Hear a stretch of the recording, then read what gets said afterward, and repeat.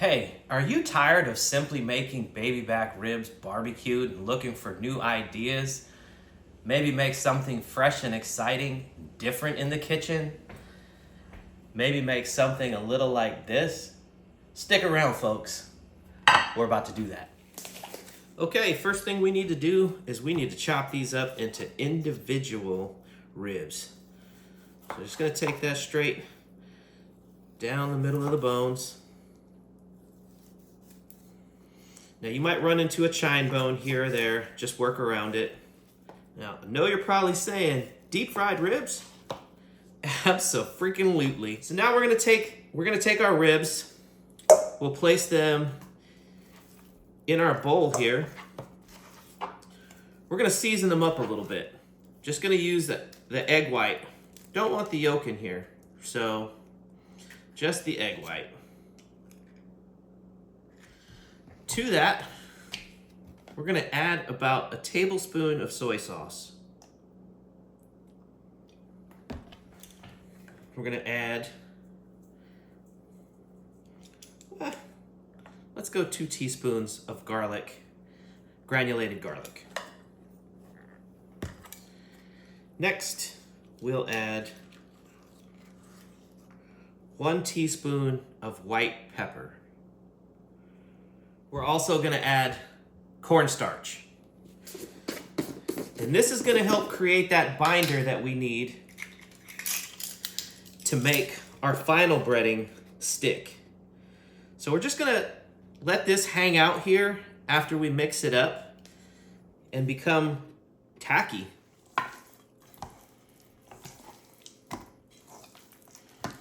All right, that looks and feels good.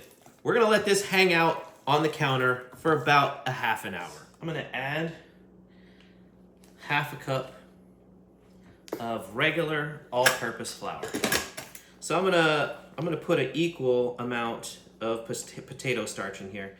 What I have here is 1 tablespoon of salt and freshly cracked black pepper. Now, the amounts that you put in is entirely up to you. I put a little over a teaspoon. So I'm just gonna drop that in here. And we're gonna mix that up. Oops, I almost forgot. Look away if you're sensitive. But I'm gonna add some of that Uncle Roger's Make Shit Good powder. And I'm probably gonna put about a teaspoon in here.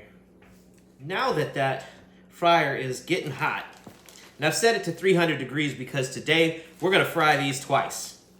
I'm just gonna add these ribs in here. I'm just gonna add them all at once because shit, I'm lazy. I ain't gonna lie, I ain't got time but to do this one time. Now, can you do this with spare ribs? Nope. I found that out the hard way. So let me just close up here. Make sure I got a good amount of air in there so that they can tumble around in this breading. All right, our fryer has reached 300 degrees. Let's beat some of the excess breading off.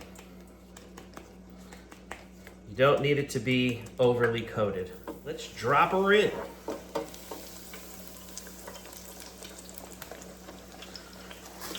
All right, not sure how long I'm gonna cook these just yet, but if I had to guess, it's probably gonna be somewhere in the neighborhood of about 10 to 12 minutes. Okay, well, it's been just shy. Actually, we're coming up on 10 minutes, and these are floating.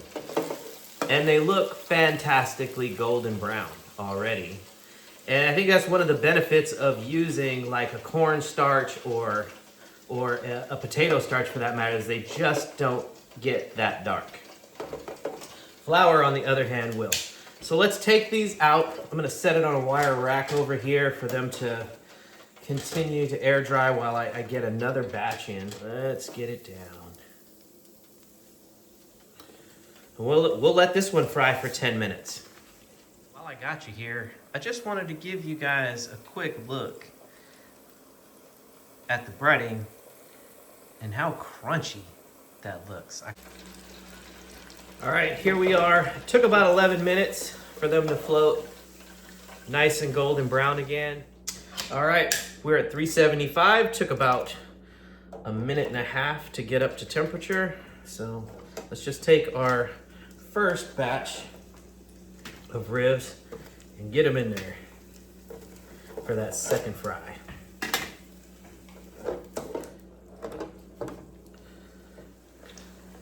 We're just gonna let this roll for about a minute and a half. Okay, we've reached a minute and a half, and oh my God, are they looking tender and crispy. Let's just shake off some of the excess oils here. Take this out. Good night. These are crunchy fried. I love it.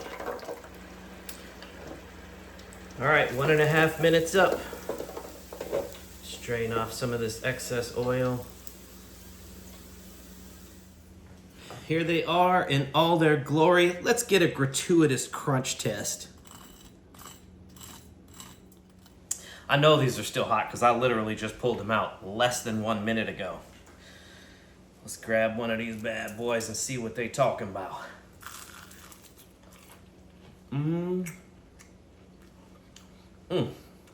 Oh boy. Definitely one of my faves.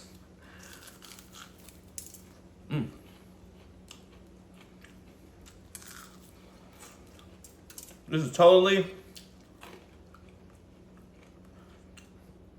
It's drunk snack right here. If I'm drinking beer, I could eat a gazillion of these things.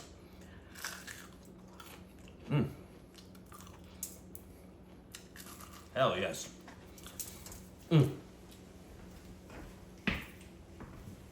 Another one of my favorite ways to eat these bad boys is with the hui fong sriracha. Nice kick to it.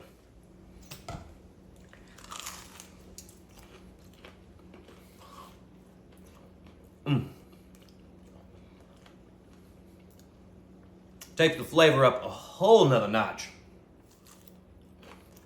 Oh, baby. Yes, sir. Oh, that's so good.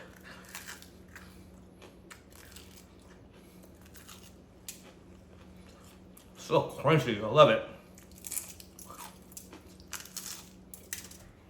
Ah. We could do something else with these. Let's do it. All right, I got a hot wok going. Took a little while. I got a really old stove here. I'm gonna add about a little over a tablespoon of oil.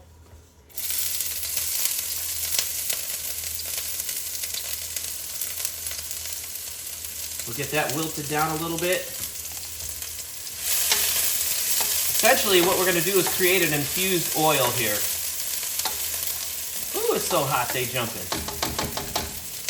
All right, now let's go. Ooh, sheesh, I can smell the peppers going up my nose. Get the garlic and the white part of the green onions in.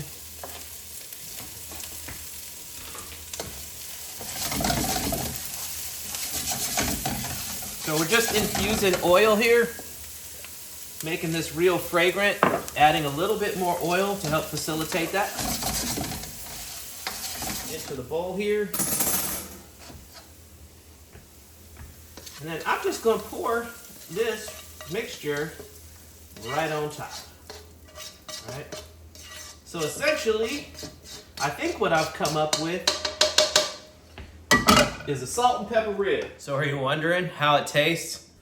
Honestly, I have no idea. I got a wild hair up my butt on this one. Traditionally, I'll do this with chicken wings. But I've been to Chinese restaurants where they say like salt and pepper spare ribs, and generally speaking, it's a pork chop. Well, I turned it into these. Let's see.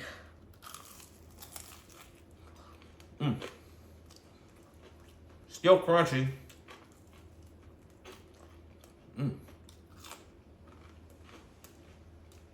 Oh yeah.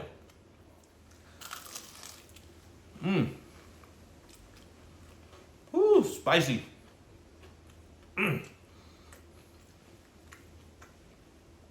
Oh God, that's so good, man. Ooh, all I need, white rice. Totally set this whole thing off.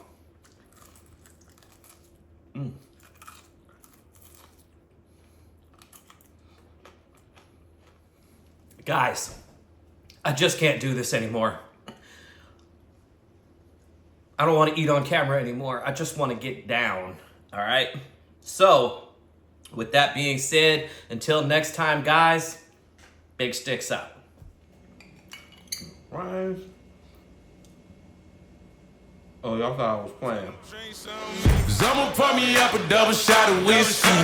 They know me and Jay Dale's got a history.